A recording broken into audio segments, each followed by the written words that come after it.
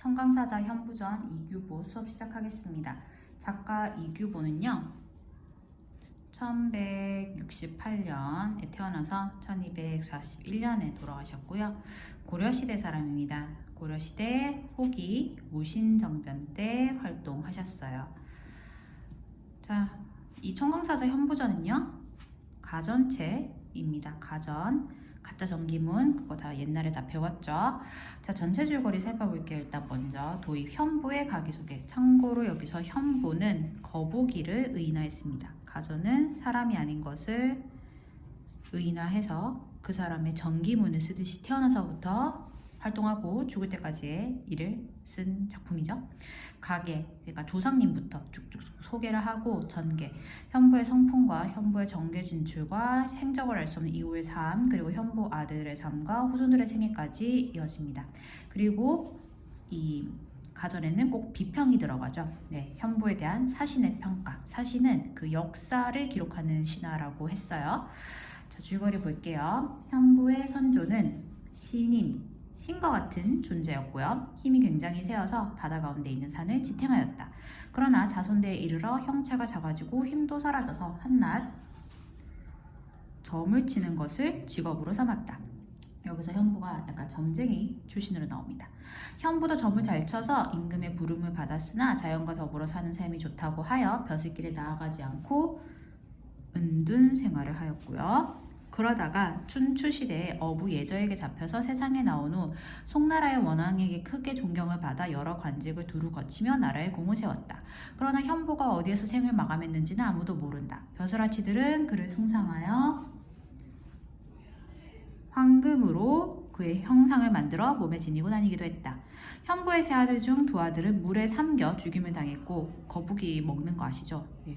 한 아들은 세상 사람들로부터 통현 선생이라 불리었다. 그의 후손 중에는 도를 얻어 천세에 이르도록 죽지 아니한 자도 있다. 거북이가 그 십장생이라고 해서 오래 사는 동물의 하나, 그걸 나타내는 겁니다. 사신은 현부의 삶을 통해 성인이라도 실수가 있는 법이니 삼가는 태도, 여기가 조심하는 태도란 뜻이에요. 를 지녀야 한다고 말한다. 수능 완성에 나온 부분 한 줄 한 줄 해석하겠습니다. 현부, 네, 아까 얘기했죠? 거북에 의인하고요. 그리고 여기서 현자가 거물 현자, 블랙이란 뜻이고 부자는 산의 부자예요. 그러니까 의인화를 검은 옷을 입은 사내, 뭐 요렇게 의인화를 했습니다. 거북이 등딱지 색깔이 짙죠? 어떠한 사람인지 알 수 없다. 어떤 이는 말하기를 그 선조는 신인이었다. 아까 줄거리에서 얘기한 신인, 어떤 신령한 존재였다. 형제가 15명인데 모두 체구가 크고 굉장한 힘이 있었다. 천재께서, 그러니까 옥황상제 이런 존재입니다. 명하여 바다 가운데, 가로 시작, 바다 가운데 있는 5산을 붙잡게 하였던. 자, 이게 그 바다 가운데 있는 5산이 그 우주를 나타내는 그런 거예요. 중국 전설에서, 중국 신화에서 우주를 떠받치는 기둥 역할을 하게 했던 그런 중국 신화와 관련된 이야기입니다. 어쨌든 우주를 떠받쳤던 자가 바로 이들이었다. 자손에게 이르러 모양이 차츰 작아지고, 네, 여기서 괄호, 네, 자손에게 이르러 모양이 차츰 작아지고 또한 소문이 날 정도로 힘이 센 자도 없었으며까지 괄호끝. 보면은 이제 자손대에 이르러서 뭐 우주를 떠받쳤는 것 같은 그런 특별한 능력이 사라졌음을 알 수 있습니다. 그래서 오직 복서를 직업으로 삼았다. 자, 여기서 복서는요, 이 복자가 점복자예요. 점치는 것 이란 뜻인데, 복서는 옛날에 중국에서 고대에 거북의 등딱지로 점을 친 것을 말합니다. 여기서 복서를 직업으로 삼았다는 것은 옛날 고대에 거북이 등딱지로 점을 쳤던 것을 말하는 겁니다.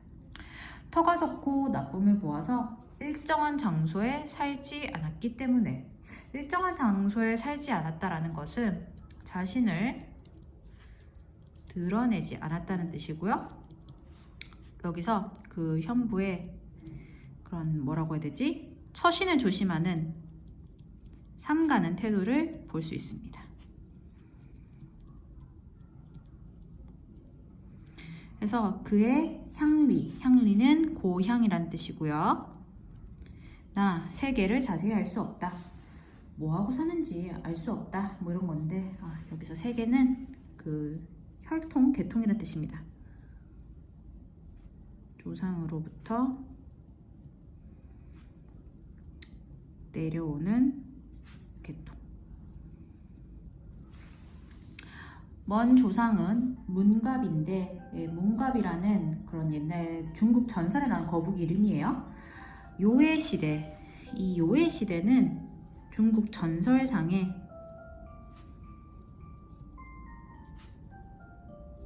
태평성대, 낙수가라는 그런 중국 지명입니다. 에 숨어서 살았다.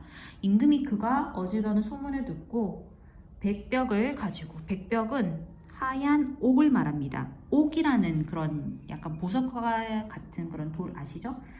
그런 흰 옥을 가지고 그를 초빙하였다. 문갑은 기이한 그림. 중국 전설상에 이 문갑이라는 거북이가 등딱지에 일종의 뭐 부적 같은 기이한 그림을 지고 와서 바쳐서 뭐 임금의 뭐 총애를 받았다. 뭐 이런 전설이 있어요. 그걸 가지고 이렇게 의인한 건데, 그래서 임금이 그를 가상히 여겨 낙수 후에 봉하였다. 그냥 벼슬을 줬다. 뭐 이런 뜻입니다. 옛날에 뭐 동물이나 나무나 이런 데에도 임금이나 황제가 기분 좋으면 막 벼슬 내렸다 이런 얘기 있죠? 그런 거예요. 증조는 상제, 옥황상제를 말합니다. 옥황상제의 사자라고만 말할 뿐 이름은 밝히지 않았는데 바로 홍범구주. 홍범구주가 또 뭐 중국 옛날 고대 국가에서 뭐 천하를 다스리는 9가지 원칙이란 뜻인데, 요거를 지고 와서 백우, 중국 전설상의 임금, 우임금에게 주던 자이다. 뭐 아무튼 국가의 공적이 있네요, 할아버지들이. 자, 그 다음에 또 이제 할아버지는 백약으로, 여기서 보면은 괄호할게요. 할아버지는 백약이라는 이름의 중국도 역사상에 나오는 거북이에요.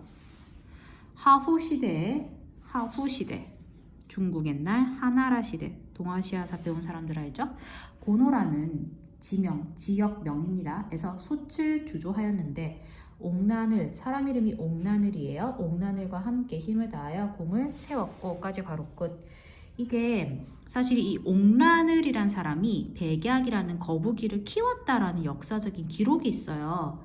그 기록을 갖다가 이렇게 의인화를 한 건데, 아무튼 이런 역사적 사실과 현부의 조상의 삶을 연결해서 전개하고 있어요. 아버지는 중광인데 그냥 이름이죠. 나면서부터 왼쪽 옆구리에 달의 아들 중광인데 나를 얻는 사람은 서민은 제후가 될 것이고 제후는 제왕이 될 것이다 라는 글이 있었으므로 그 글에 따라서 중광이라 이름한 것이다. 또 옛날 뭐 중국 전설상에 뭐 왕이 되는 거북이 뭐 이런 전설이 있었던 걸 말하는 것 같습니다. 자, 그리고 계속 현부는 더욱 침착하고 궁량이 깊었다. 궁량은 그 도량이라고 하죠. 인품. 지금 보면은 인물의 성격을 직접 제시하고 있어요. 자, 그의 어머니가 괄호시작 요광성은 북두 칠성의 7번째 별, 제일 빛나는 별이라고 하죠. 이런 요광성이 품에 들어오는 꿈을 꾸고 아기를 뱄다까지 괄호꽃. 태몽이 범상치가 않아요. 큰 인물의 탄생을 예고하는 것 같은 태몽이죠. 막 나왔을 때 관상쟁이가 보고 말하기를 등은 상과 같고 가로 시작 무늬는 버려놓은 성좌를 이루었으니까지 가로 끝. 그냥 성좌가 그 별자리란 뜻이거든요. 등 위에 뭐 별자리가 있다 뭐 어쩌고 하는데 결국은 사실 거북의 등딱지 모양을 의인화한 거죠. 등에는 성좌, 네, 반드시 신성할 상이다 하였다. 장성하자 역상, 역상은 주역이라고 아시죠? 동양 철학에서 역상은 주역의 이치를 말합니다.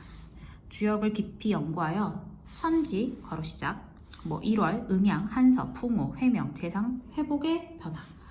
그냥 퉁쳐서 우주의 모든 변화에 대한 것을 미리 다 알아내었다. 뭐 결국 뭐 전보는 데 필요한 모든 우주의 변화를 알게 되었고요.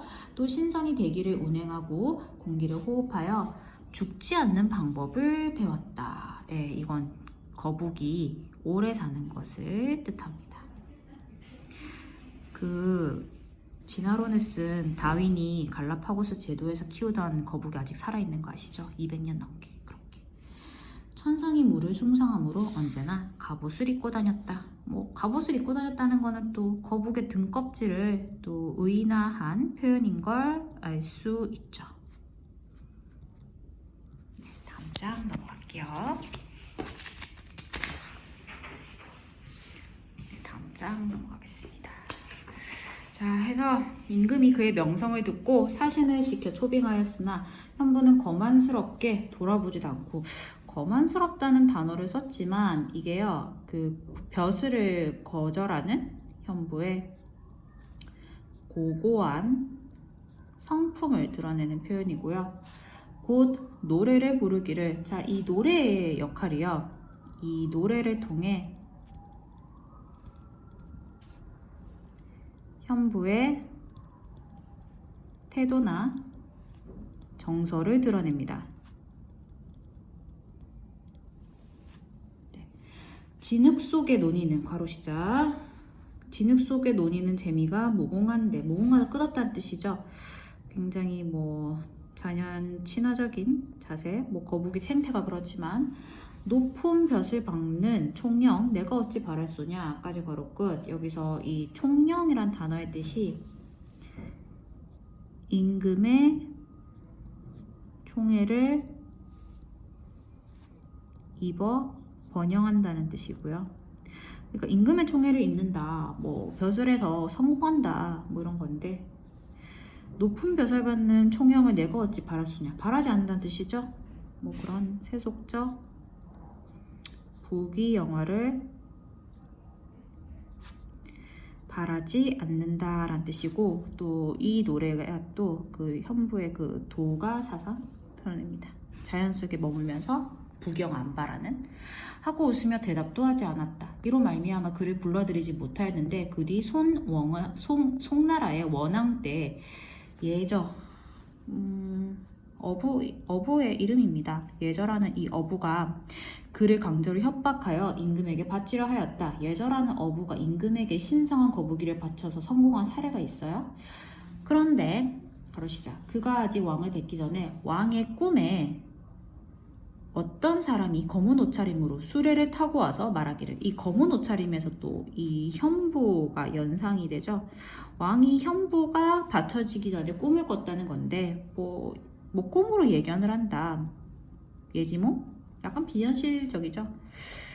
일종의 정기성이 아주 살짝 드러나고요. 아무튼 해서 검은 옷차림으로 수레를 타고 와서 아뢰기를, 나는 청강사자인데 왕을 배려합니다. 예, 여기서 이 청강사자 현부전에 이 제목과 관련되는, 네, 스스로의 자기소개 예지몽 하였는데, 이튿날 과연 예저가 현부를 데리고 와서 배웠다. 왕은 크게 기뻐하여 그에게 벼슬을 주려 하니 현부가 아뢰기를, 신이 예저에게 강압을 당하였고 강제로 당해서 왔고 또한 왕께서 덕이 있다는 말을 들었으므로 와서 뵙게 되었을 뿐이요 벼슬은 신의 본의가 아닙니다. 네, 현부는 나 벼슬하기 싫어요 라고 하는 거예요. 현부는 벼슬의 뜻이 없어요. 왕께서는 어찌 저를 머물러 두고 보내지 않으려 하십니까 하였다. 왕이 그를 놓아 보내려 하다가 위평에 밀간, 위평은 또 그냥 사람 이름입니다. 밀간, 비밀스럽게 전하는 말로 인하여 곧 중지하고 그를 괄호시작 수형승, 물을 담당하는 벼슬에 임하였다. 또 옮겨 도수사자, 도수사자는 또 상과 논을 담당하는 벼슬 자리를 제수하였다가 곧 발탁하여 대사령을 삼고, 대사령은 천문을 담당하는 벼슬인데, 아무튼 그냥 높은 벼슬 자리라고 생각하면 돼요. 나라에 시설하는 일, 뭐 시설을 만드는 일, 인사 문제, 뭐 신하를 이렇게 벼슬 자리에 올리는 일, 그리고 기거 동작, 기거 동작은 그냥 일상에서의 모든 움직임, 흥망에 대해서 일의 대소를 막론하고 크고 작음을 막론하고 가리지 않고 모두 그에게 물어본 뒤에 행하였다 까지 괄호 끝. 이게 그 거북으로 점을 쳐서 벼슬을 정치를 했다. 옛날에 점 쳐서 정치를 했다. 뭐 이런 걸 의인화한 거고요. 그러면서 또 이 현부가 벼슬에서 능력이 좋았구나. 그러니까 계속 승진하지. 이걸 또 보여주는 부분입니다. 그러면서 왕이 어느 날 농담하기를, 자, 그대는 신명의 후손이며 아까 처음에 막 현부의 조상들이 우주를 바치는 기둥이다 뭐 이런 얘기를 했죠. 신의 후손, 뭐 고귀한 혈통이고, 더구나 길흉에도 밝은 자인데, 길흉에도 밝은 자라는 건 점을 친다는 뜻이에요. 아까 왜 거북이가 점을 쳤다 이런 얘기 했죠.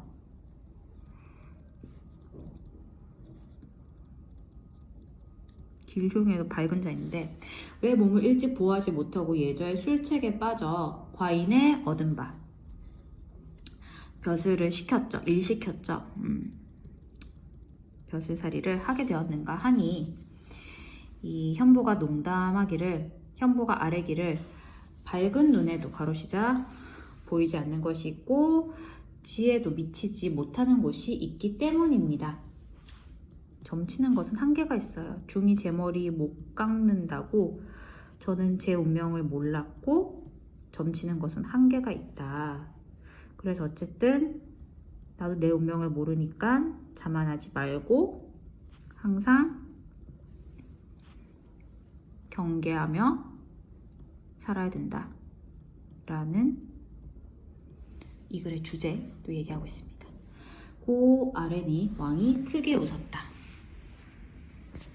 그 후 그의 종말을 아는 사람이 없다. 뭐야, 현부 어떻게 됐어? 미완의 종말 처리를 통해서 약간의 그 신성 같은 느낌, 신성성을 유발하고요. 뭐야, 어떻게 됐을까 하고 흥미를 또 유발합니다. 지금도 진신들, 벼슬아치들 사이에는 그의 덕을 사모하여, 현부의 덕을 사모하여 황금으로 그의 모양을 주저해서 차는 사람이 있다. 황금 거북이 차고 다닌다. 뭐 이런 말입니다.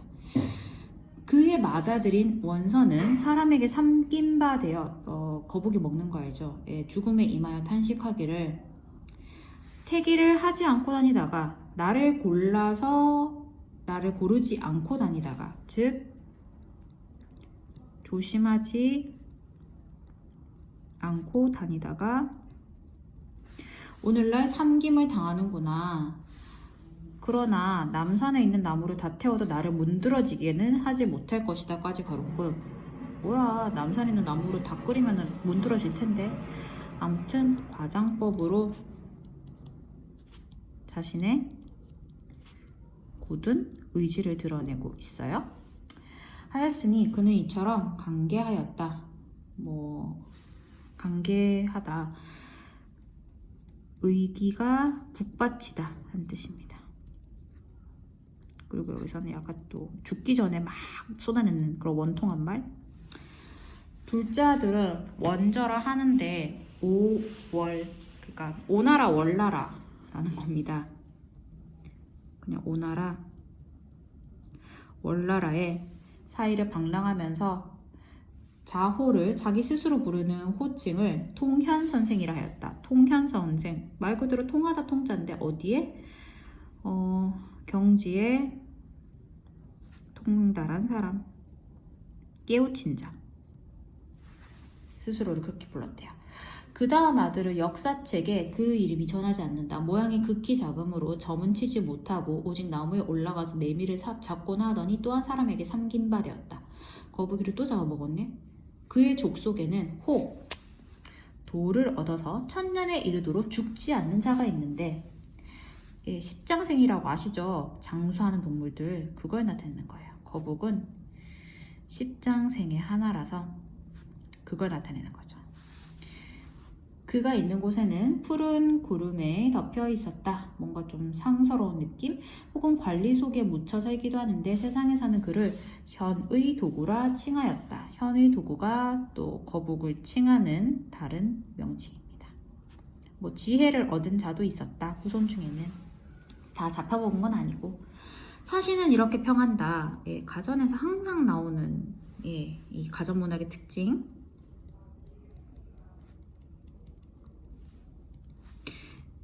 평한다는 이 글쓴이의 이 사신의 논평 부분. 지극히 괄호시작 음미한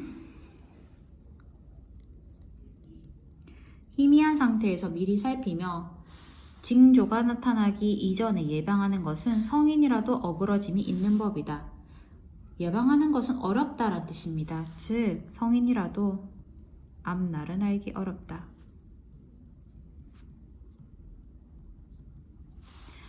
현부 같은 지혜로도, 그런 뛰어난 지혜로도 능히 예저의 술책을 막지 못하고, 그쵸? 현부가 예저가 자기 잡으러 올 줄 미래를 알았으면 잡혔겠니? 또 두 아들이 삶아 먹힘을 구제하지 못하였는데, 그치? 미래를 알았으면 아들이 삶아 먹히는 걸 구했겠지.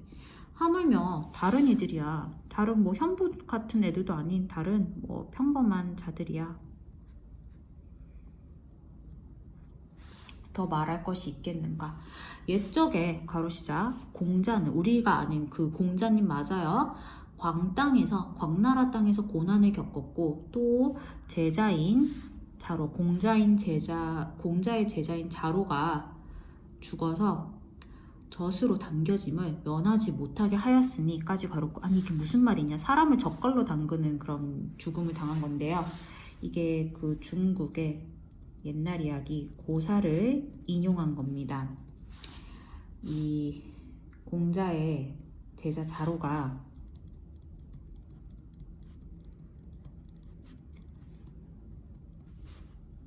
정계에 진출했다가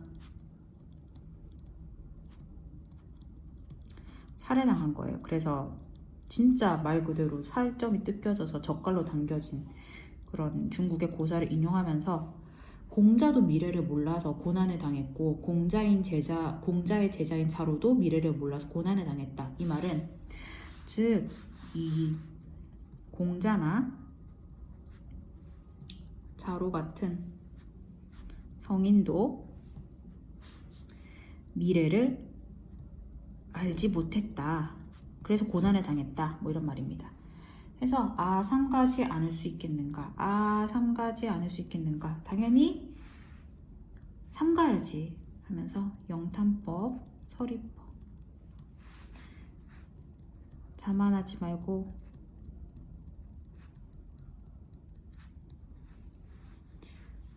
조심해라 이 말입니다. 아무도 미래는 모르니까 자만하지 말고 조심해라 이 말입니다. 다음 장 위에 단어 뜻은 알아서 보시고 핵심 정리. 자, 이 작품은 거북을 의나한 가전으로 안분 지족하는 처세의 소중함을 알고 말이나 행동을 삼가야 한다는 경계를 전하고 있어요. 갈래 가전이라고 했어요.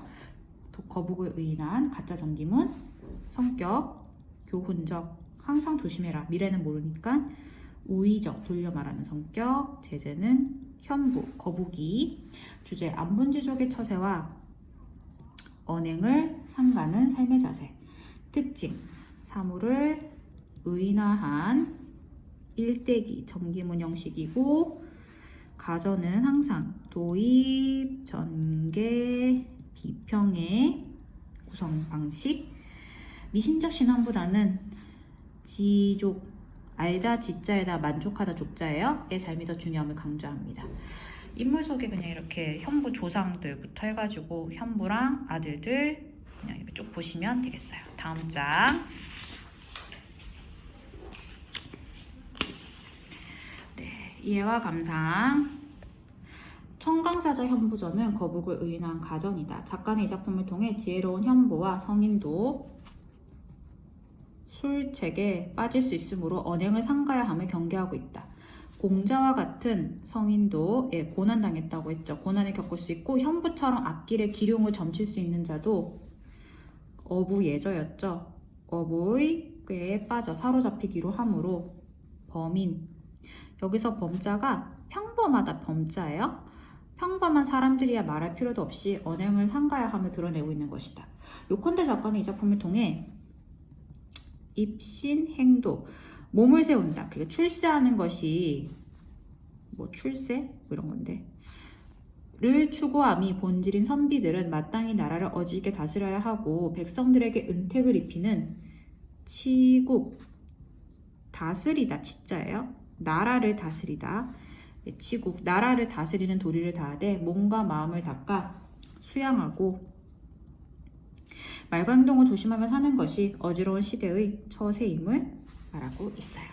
작품연구실, 현부의 특성과 작가의 주제의식. 현부는 길흉화복을 점치는 능력이 있었지만 벼슬을 탐하지 않고 자신의 처지에 만족하며 흙에서 뒹굴며 살았는데 사건의 전개, 현부가 어부의 꿰매 빠져 세상에 나와서 관직을 두루 거치며 왕에게 존경받고 공을 세우지만 생을 어디서 막으면지 알 수 없다. 작가의 주제의식.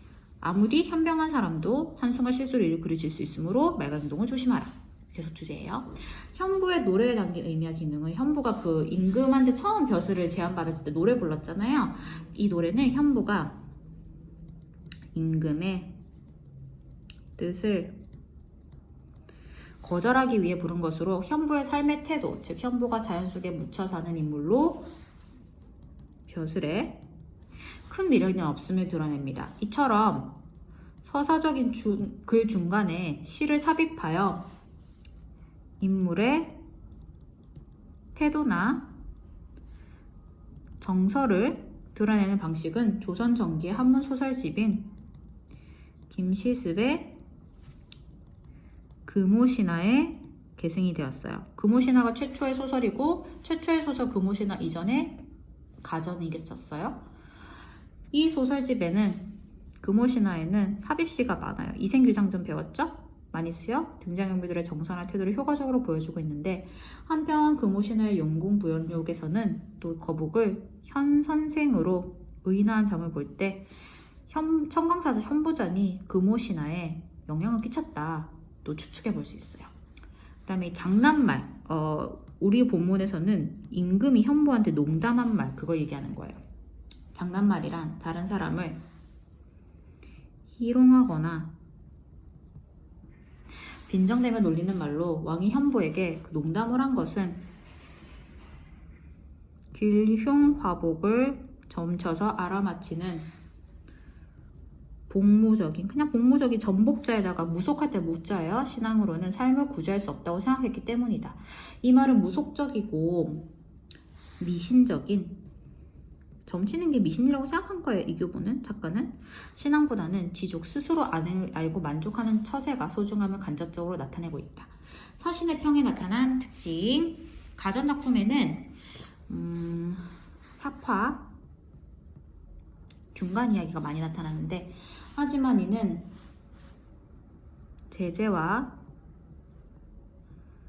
관련이 있을 뿐 등장인물의 삶과 직접적인 인과관계가 없어요.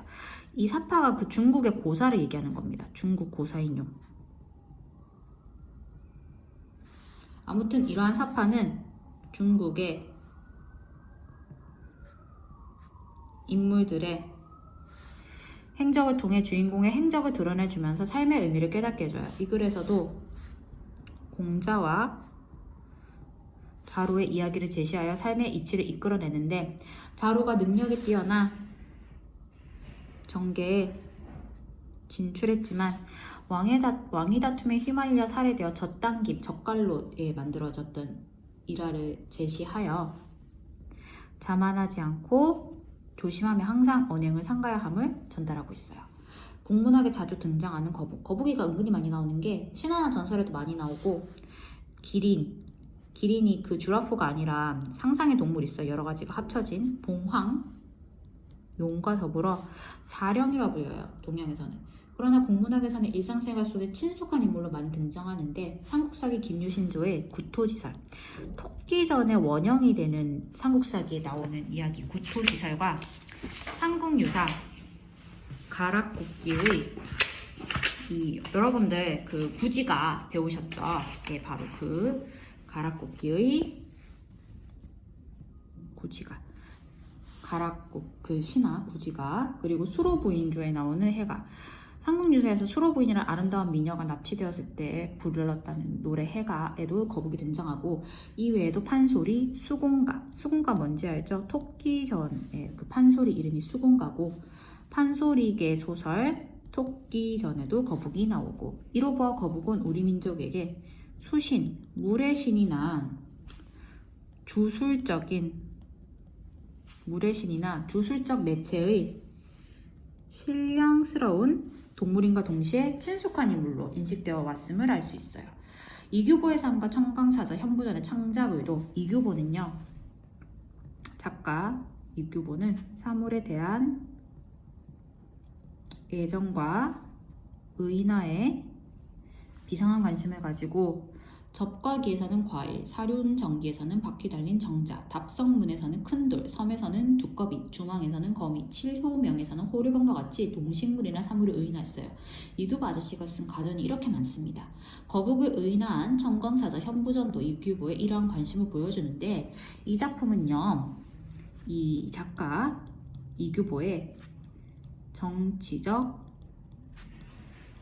삶과도 연관이 있어요. 미래를 예견하는 지혜를 가지고 자유롭게 살고자 현부가 어부인 예저에게 붙잡혀 현실 정치에 참여하게 된 것처럼, 작가도 무신들이 집권한 세상에 자의와 타의에 의해 벼슬살이를 하게 되었거든요. 그러므로 현부와 이규보의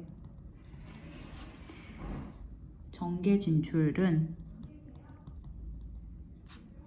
유사하다고 볼 수 있어요. 강제로 벼슬을 하게 돼서. 그래도 일을 잘했고. 이런 점에서 작가는 우화의 한 형태인 가전체를 통해서 직접적으로 말하기 곤란한 자신의 정치 인문에 대한 생각을 우회적으로 밝힌 것이라 볼 수 있고, 또한 성인도 삶에 어그러짐이 있고 현부처럼 앞일의 기흉을 점칠 수 있는 자도 어부의 술책에 빠져 사로잡히는 것처럼 인간들도 항상 경계하고 언행을 삼갈 것을 피력하고 있어요.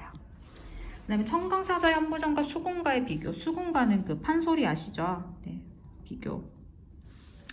자, 거북을 의인한 가전이고, 얘는 판소리 사설 구토사를 바탕. 자, 여기서 청강사자 현부전에서의 거북은 되게 뭐 주역도 연구하고 신선의 방수를 배워 우주변화 원리를 터득하나 벼슬길에 나아가고 싶지 않았고, 이 판소리 수군가 토끼전이죠. 예. 우직하고 충성스러우나 공명신이 앞서고 신중하지 못한 언변 때문에 이를 그르치는 거북이 나왔고, 주제의식. 청강사자 현부전은 안분지족과 언행의 경계, 수군가의 주제의식. 표면적으로는 왕에 대한 충성, 이면적으로는 피지배층을 억압하는 지배층의 횡포 풍자. 청강사자 현부전은 인물의 일대기 형식이라서 또 사물에 얽힌 전고라고 하는 그 중국 옛날 이야기 인용하는 거 도입장계 빈편. 그 다음에 판소리 수군가는 이 구연, 판소리다 보니까 사사조 중심의 운율이 있는 문체, 서술자 개입이 두드러지고 비속어 한자어 혼재, 소설 같은 발단 전개, 위기 설정, 결말의 소설 구성 단계가 일치합니다. 그 다음에 청강사제 현부전에서는 거북이에 대해서 도량이 커서 벼슬을 사양하는 긍정적인 인물로 보이는데 판소리 수군가에서는 임금에게 충성하는 긍정적 측면과 피지배 계층을 속이고 억압하는 부정적 측면의 양면성을 지닌 인물로 봅니다. 그 다음에 청강사제 현부전과 국선생전의 공통점. 국선생전 배운 사람 있는지 모르겠는데 이거는 수를 의인화한 가전이에요. 청강사제 현부전과 국선생전은 모두 주인공의 삶과 인품을 풍자하지 않고 나쁘게 보지 않았어요. 다 좋게 긍정적으로 바라보고 있으며 주인공의 삶을 통해서 벼슬길에 나아가고 물러날 때를 아는 것과 같은 처세에 대한 교훈을 전달하고 있다는 점에서 공통점이 있습니다. 자, 그럼 마지막 장. 네, 아까 작가 소개 대충 봤죠? 네, 이번 뭐 동명왕편 그 고구려의 그 신화 고구려 세운 사람 고주몽의 이야기를 쓴 동명왕편, 뭐 실견설, 주례설 뭐 이런 것들 썼고요. 함께 읽어보기 수군가 아까도 비교했는데 수군가가 동물을 의인화해 처세술을 보여주잖아요. 수군가는 삼국유사에 나오는 구토지설을 바탕으로 한 판소리로 토끼와 자라의 행동을 통해 인간을 풍자하고 있고 이 작품은 청강사자 현부전처럼 거북을 의인화했고 인간 삶의 처세술을 보여준다는 점에서도 공통점 보입니다. 끝!